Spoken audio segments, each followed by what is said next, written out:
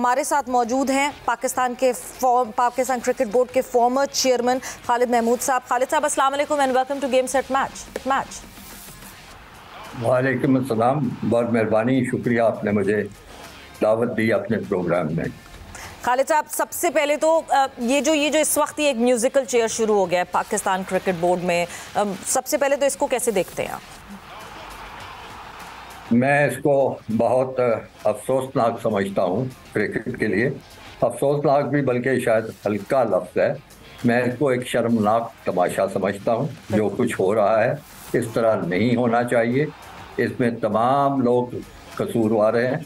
सबसे पहले अथॉरिटी कसूरवार है जो एक कमज़ोरी का मुजाहरा करते हैं, और उसके बाद जो उम्मीदवार जो बिल्कुल पागलों की तरह दौड़ रहे हैं चेयरमैन बनने के लिए, मैं उनको कसूरवार समझता हूँ।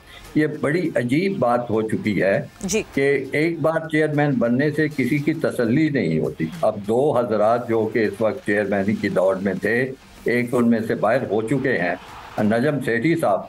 ये शायद कम लोगों को मालूम हो कि वो 3 दफ़ा चेयरमैन बन चुके हैं। 3 दफ़ा, एक दफ़ा नहीं, 2 दफ़ा नहीं, 3 दफ़ा बन चुके हैं। और उसके अलावा एक दफ़ा शहरयार खान साहब के साथ वो 3 साल उन्होंने क्रिकेट बोर्ड के तमाम इख्तियारात भी इस्तेमाल किए हैं। चेयरमैन शहरयार साहब थे और बाकी सारा काम जो थे ये करते थे, तो वो भी खारिजमंद है।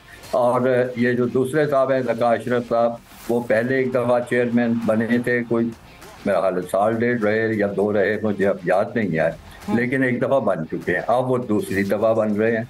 इससे पहले भी मिसालें हैं। एक शहरयार खान साहब थे, वो परवेज मुशर्रफ साहब के ज़माने में चेयरमैन बने। उनको ये जॉब इतना पसंद आया, काम इतना पसंद आया कि उसके बाद उन्होंने मज़ीद लॉबी की और नवाज शरीफ साहब के ज़माने में फिर चेयरमैन बने। तो मुझे तो ये तमाशा जो है बहुत शर्मनाक लगता है। इस तरह के हालात ना मैंने कभी सुने ना कभी देखे। अच्छा ज़माना होता था कि हुकूमत वक्त या कंप्यूटर अथॉरिटी जो थी खुद अपना होमवर्क करती थी और उसके हिसाब से तलाश करती थी किसी ऐसे शख्स को जो उनकी नज़रों में इस ओहदे के लिए मुनासिब होता था या अहल होता था। इस तरह होता था तैनाती। ये तमाशा जो हो रहा है, ये म्यूजिकल चेयर जो है, या इसको जो भी नाम ले दें, मेरे ख्याल में ना सिर्फ शर्मनाक है बल्कि क्रिकेट के लिए बहुत ही नुकसानदेह है। बिल्कुल नुकसानदेह है। बट खालिद साहब, बार बार मेरे जहन में ये सवाल आता है कि जो चेयरमैन बनकर आता है, इतने चेयरमैन हमारे तब्दील हुए over the period of time, अब ये 38 चेयरमैन हो जाएंगे पाकिस्तान क्रिकेट बोर्ड की हिस्ट्री में। जो चेयरमैन आते हैं, क्यों हम अपने उस कॉन्स्टिट्यूशन में अमेंडमेंट नहीं कर सकते कि पेट्रन इन चीफ की ये पोजीशन हटा दी जाए? सो फिर सिलेक्टेड चेयरमैन नहीं आएगा, इलेक्टेड चेयरमैन आएगा, प्रॉपर इलेक्शंस होंगे। क्या ऐसा पॉसिबल है खालिद साहब? देखिए, पॉसिबल एक ऐसा लफ्ज़ है जो कई लोग, बड़े बड़े लोग कह चुके हैं कि हमारी डिक्शनरी में नहीं है। इम्पॉसिबल लफ्ज़ जो है, तो पॉसिबल तो हर चीज़ हो सकती है, क्यों नहीं हो सकती। सारी दुनिया में जो क्रिकेट बोर्ड है उनके कवानीन में हुकूमत की कोई मुदाखलत नहीं है, उसका कोई सरपरस्त नहीं है जो नॉमिनेशन करता हो। तो इंडिया की मिसाल है, हमारा पड़ोसी मुल्क है, इंग्लैंड जो है, ऑस्ट्रेलिया है, जनूबी अफ्रीका है, न्यूजीलैंड है। सब मुल्कों में एक उनका अपना ढांचा होता है, स्ट्रक्चर होता है, और उसके हिसाब से चेयरमैन चुना जाता है। लेकिन हम उस दौर से नहीं निकल सके जब चेयरमैन का जो तैनाती होती थी, नॉमिनेशन होती थी, वो हुकूमत करती थी। ये यकीनन निज़ाम बदला जा सकता है, निज़ाम को बदलना चाहिए, लेकिन उसके लिए ज़रूरी है कि आपके जो निचले जितने टीयर्स हैं क्रिकेट के, वो महफूज होने चाहिए। ये मतलब यानी क्लबों की तंजीमें होनी चाहिए, वहाँ से इलाकाई तंजीमें बननी चाहिए। इलाकाई तंजीमों की चाहे आप सूबाई ढांचे बना लें या उनको ऐसे ही रखें, तो वो जब सब सारे हो जाएं, उनकी एक जनरल बॉडी बनेगी और उस जनरल बॉडी में से एक चेयरमैन मुंतखब हो जाएगा।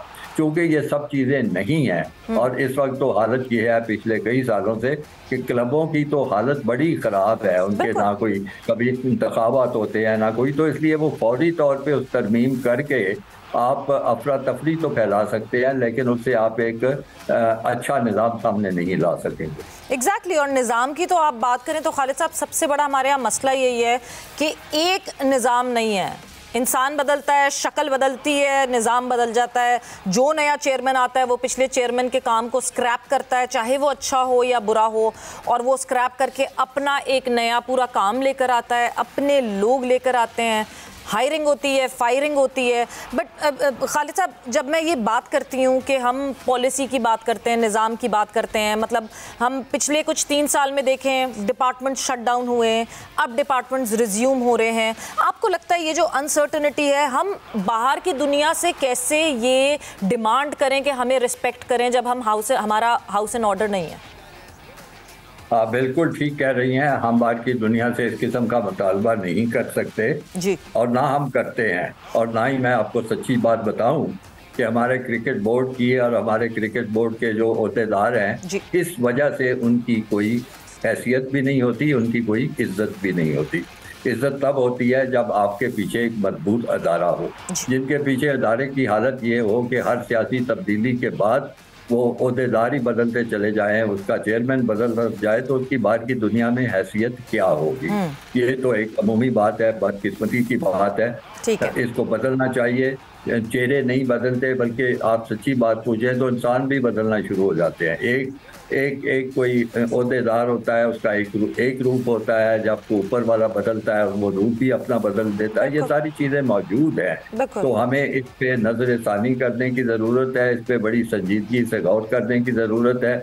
हमें एक ऐसा ढांचा लाने की जरूरत है जो मुस्तकिल हो, जो पायदार हो, जिसमें एक जनरल बॉडी हो, सारे मुल्क के जो स्टेक होल्डर हो उसमें उनकी नुमाइंदगी हो। वो जनरल बॉडी जो है वो एक काउंसिल या एग्जीक्यूटिव कमेटी चुने और उसमें से फिर आपका चेयरमैन आ जाए। जब ये सब चीजें होंगी तो फिर इस्तकामत भी होगी। फिर ये नहीं होगा कि जैसे ही एक चेयरमैन बदला या हुकूमत बदली उसके साथ ही तमाम चीज़ें बदलनी शुरू हो जाएंगी। क्योंकि अगर जिन चीज़ों को जनरल बॉडी की हमायत हासिल होगी और जिन चीज़ों को काउंसिल की हमायत हासिल होगी, स्टेक होल्डर की हमायत हासिल होगी, उनको बदलना मुश्किल हो जाएगा। बिल्कुल। मगर अब मैं अगर खालिद साहब ये जो पूरा सिलसिला चल रहा है उसके मुद्दे की बात पे आऊँ, क्या आईपीसी मिनिस्ट्री को कोई राइट है कि वो मैनेजमेंट कमेटी को डिसॉल्व कर सकें? क्योंकि मतलब मेरी नॉलेज के हिसाब से, आप मुझे करेक्ट कर सकेंगे इसमें, Pakistan cricket board does not come under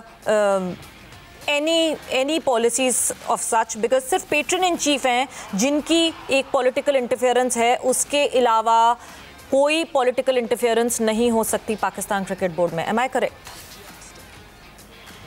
आपकी बात से मैं इत्तेफाक करता हूँ, लेकिन मैं इस पे बड़ी कोई अथॉरिटेटिवली बयान इसलिए नहीं दे सकता कि मुझे तो अभी तक समझ नहीं आ रही कि इस वक्त क्रिकेट बोर्ड का आइन कौन सा है। पहले एक आइन था जिसके तहत वो आपने जो महकमाना तंजीमें थी उनको ख़त्म किया, उसका पूरा ढांचा बदला। उसके बाद ये नजम सेठी साहब आए और बताया गया कि जी वो आइन बदल गया है। वो आइन बदल के उसका हुलिया क्या हुआ है, उसकी क्या शक्ल बनी है, उसमें क्या चीज़ें रखी गई हैं, वो अभी तक मैंने नहीं देखी ना। सर 2014 का ही आइन फिर से वो लेकर आ गए हैं, फिर से वही एग्जैक्ट वही आइन। 2014 का आइन जो था उसमें क्या शिकायत थी। जहाँ तक आपने मैनेजमेंट कमेटी की बात की है कि जिस एजेंसी ने, जिस हुकूमती अदारे ने उस मैनेजमेंट कमेटी की नोटिफिकेशन की थी, बज़ाहिर तो यही लगता है कि वही अदारा इख्तियार रखता है कि उस नोटिफिकेशन को ख़त्म कर दे। वो जो मैनेजमेंट कमेटी थी वो कोई किसी जनरल बॉडी या किसी मुंतखब अदारे ने तो नहीं बनाई थी, वो बनाई हुकूमती अदारे ने थी। इस लिहाज से शायद उन्होंने मुनासिब समझा हो उसको ख़त्म कर दिया जाए। अब देखें, अब इनको मुश्किल पेश आ रही है कि अब मैनेजमेंट कमेटी कहाँ से आएगी, क्योंकि जनरल बॉडी इनकी है कोई नहीं, काउंसिल इनकी है कोई नहीं। तो तमाम चीज़ होती है ना, एक बनी बनाई गंदी मंदी जिस तरह की भी इमारत हो, आप उसको गिरा दें, फिर आपको बिल्कुल कन्फ्यूजन होता है कि अब क्या किया जाए। बिल्कुल। मगर सर अगर मैं ये दोनों वो देखती हूँ, जो दोनों जो डॉक्यूमेंट्स या दोनों जो नोटिस दिए गए, यानी 23 अप्रैल को जो एक्सटेंशन का नोटिस दिया गया था वो it is signed by the deputy secretary of the government of Pakistan. मगर जब मैं ये जो अभी रिसेंटली जो 20 जून को जो दिया गया है notice, that is not signed by him and that is signed by the IPC ministry. तो मे बी इस वजह से ये बात सारी हो रही है, बिकॉज जब मैं कॉन्स्टिट्यूशन की बात करती हूँ तो 38वीं 6 जो शिक है, जो कॉन्स्टिट्यूशन में पाकिस्तान क्रिकेट बोर्ड की आती है, वो ये स्टेट करती है कि पेट्रन इन चीफ की तरफ से अगर कोई चीज़ आएगी और आईपीसी के through, IPC would just work as a bridge, तो ये बात हो सकती है, मगर आईपीसी अपनी तरफ से कोई भी नोटिस जारी नहीं कर सकता पाकिस्तान क्रिकेट बोर्ड को। जी, ये आपकी तशरीह हो सकता है काबिल कबूल हो। बात ये है कि पेट्रन इन चीफ जो है वो किस तरह ऑपरेट करता है। बात बड़ी सीधी है कि अगर उसने कोई अंदरूनी मामला के बारे में कोई हदायत देनी हो तो वो वजारत दाखिला के जरिए देगा। अगर कोई खारजा अमूर से ताल्लुक है तो वो वजारत खारजा के जरिए उसका हुक्म जो है वो सब तक पहुंचेगा। अब इसी तरह चूँकि इंटर प्रोविंशियल जो मिनिस्ट्री है जो जिसका आप हवाला दे रही हैं, वो चूँकि सूबों के माबैन मामला से डील करती है और उसके पास ही एक क्रिकेट का मामला भी गया हुआ है, तो इस लिहाज से देखा जाए तो फिर वही नोटिफिकेशन जारी करेंगे और वो ये भी कह सकते हैं कि इसमें पैटर्न की भी अशीर बात है। लेकिन ये तो बहरहाल सारे कानूनी मसले हैं, अगर किसी को उस पर एतराज होगा तो वो फिर अदालतों में जाएंगे और मेरा ख्याल है ये 7 लोग अदालतों में जाएंगे और काफी गुमसान का रन पड़ेगा। बिल्कुल खालिद साहब, ऐसे ही लग रहा है कि कहीं अदालत में जाके ये मसला सॉल्व होगा, यानी और मैं कहूँगी कि पाकिस्तान क्रिकेट बोर्ड की बेइज्जती होगी। और अब जब ये सामने आ रहा है कि 2 नॉमिनीज आ गए, मुस्तफ़ा रामदे का नाम आ गया, ज़का अशरफ साहब का नाम आ गया। ज़का अशरफ साहब ने एक स्टेटमेंट कल, जो कि अब वो कहते हैं कि मेरा पर्सनल स्टेटमेंट था, मगर क्योंकि ऑब्वियसली वो रनिंग अब उसमें उस रेस में है चेयरमैन बनने के पाकिस्तान क्रिकेट बोर्ड के। एशिया कप का हाइब्रिड मॉडल, बहुत इस पे बहस हुई, हम कोई 10 महीने इस एशिया कप के ऊपर बात करते रहे, डिस्कशन करते रहे। इवेंचुअली एशियन क्रिकेट काउंसिल ने जो hybrid model Pakistan cricket board ने प्रपोज किया था, हाइब्रिड मॉडल 2.0, वो अप्रूव किया। तो अब ज़का साहब अपनी पर्सनल कैपेसिटी में उन्होंने मीडिया पे ये स्टेटमेंट दिया जब वो आईपीसी मिनिस्टर के पास बैठे हुए थे कि वो इस हाइब्रिड मॉडल को एक्सेप्ट नहीं करते, होस्ट करना एशिया कप तो पूरा पाकिस्तान में किया जाए। और उस पे एक वावेला मच गया और एक उधम मच गया कि जी ये तो पूरा सब कुछ सेटल हो चुका और अब पाकिस्तान क्रिकेट बोर्ड क्या फिर कोई चेंजेस लाएगा। सो आज उन्होंने उसकी अमेंडमेंट तो ज़रूर की है कि नहीं जी वो तो एक्सेप्ट तो करना पड़ेगा, मगर आपको लगता है कि अब ज़का साहब को भी सोच समझ के बयानात देने पड़ेंगे? मेरे ख्याल में ज़का अशरफ साहब जब उन्होंने ये पब्लिक ऑफिस के लिए बिड की थी तो उसी वक्त से ही उनको सोचो विचार करनी शुरू करनी चाहिए थी।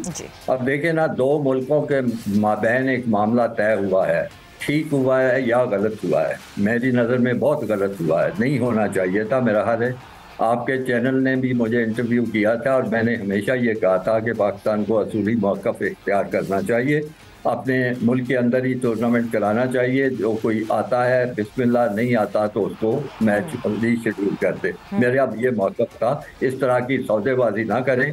जब भी आप किसी ताकतवर हरीफ के साथ ऐसी सौदेबाजी करते हैं तो आप हमेशा घाटे में रहे हैं, तो हम घाटे में रहे हैं। अब आप देखेंगे कि बाकी जो माली मामलात हैं वो भी श्रीलंका के हक में ज़्यादा जाएंगे क्योंकि हिंदुस्तान की यही ख्वाहिशें होगी। ये तो एक अलग बात है, मेरी तो कोई सरकारी हैसियत नहीं है, मैं तो अपनी राय दे सकता हूँ। लेकिन ज़का अशरफ साहब चूँकि मैनेजमेंट कमेटी में नॉमिनेट हो चुके हैं, उनको सोच समझ के बात करनी चाहिए थी। इस तरह का बयान दे देना मेरा ख्याल है उनके ज़ाती हैसियत में भी और उनके ओहदे के लिहाज से भी जो उनको मिलने वाला है वो शायाने शान नहीं है, क्योंकि इसकी वजह से खासी अफरा तफरी फैलेगी और जो 4 मैच मिले हैं मेरा ख्याल है हिंदुस्तान उससे भी आगे निकल जाएगा। तो ये बिल्कुल नामुनासिब बात है।